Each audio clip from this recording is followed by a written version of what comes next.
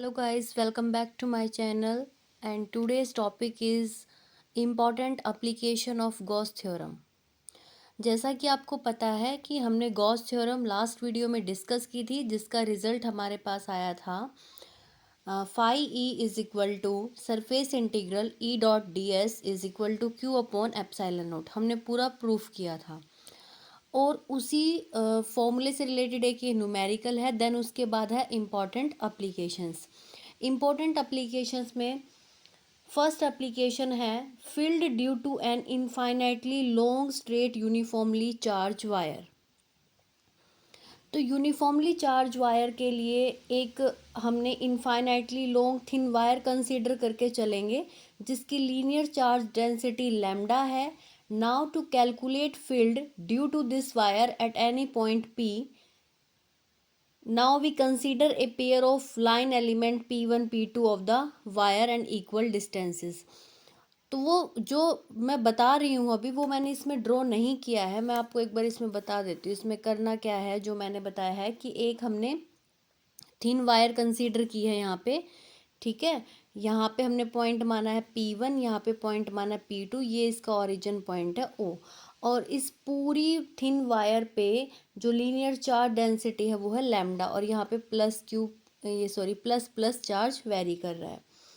तो यहाँ पे जो डायपोल P कंसिस्ट किया है, अब भाई उसका जो इलेक्ट्रिक फील्ड है वो अपवर्ड डायरेक्शन में भी जा सकता है, ठीक है, इधर भी जा सकता है, इधर भी जा सकता है। तो हमारे जो इलेक्ट्रिक फील्ड यहाँ पे लगेंगे E1 E2 E, तो उन सबको ध्यान में रखते हुए हम निकालेंगे यूनिफॉर्मली चार्ज वायर का कंप्लीट प्रोसीजर कि क्या है।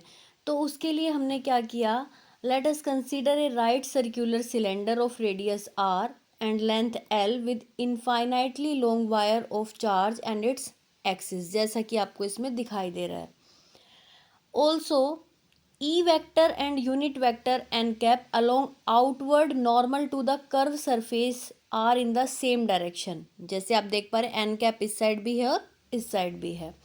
So theta is equal to 0 degree. Now we calculate flux. जब हम फ्लक्स इसका निकालेंगे over the curved surface of the cylinder, तो आप देख पा रहे हैं इसके अंदर तो एंगल कितना है, मैंने कितना लिया है, 0 लिया है। तो यहाँ से जब इसको ओपन करेंगे ई डॉट डी एस को क्या लिख सकते हैं, ई dot D S cos theta, और कॉस थीटा थीटा कितना लिया है, 0। तो यहाँ से जब पुट करेंगे हमारा रिजल्ट आएगा ई डॉट डी एस, और डी एस को क्या लिख सकते हैं, 2πr_l। 2πr_l क्या होता है, curved surface area of cylinder 2πr_h। Then उसके बाद हम निकालेंगे total electric flux over the whole cylinder, that is phi E is equal to E into में 2πr_l, जो हमने पीछे से रिजल्ट उठाया है। अब हमें पता है charge enclosed in the cylinder is equal to linear charge density into में लेंथ, और लीनियर चार्ज डेंसिटी बिल्कुल स्टार्टिंग में बताया था मैंने, लैम्डा ली थी हमने, और लेंथ कितनी है, l है। अब गॉस थ्योरम क्या कहती है कि phi E is equal to Q upon में एप्साइलन नॉट। क्यू की वैल्यू यहाँ पे पुट करेंगे और फाई ई को क्या लिख सकते हैं हम, ई इंटू में 2πr_l, क्यू की वैल्यू यहाँ पे पुट करेंगे। Then E is equal to lambda upon में 2π epsilon naught r, and clearly E inversely to r। यहाँ से डायरेक्ट एक नंबर में भी ये छोटा रिजल्ट पूछ लिया जाता है।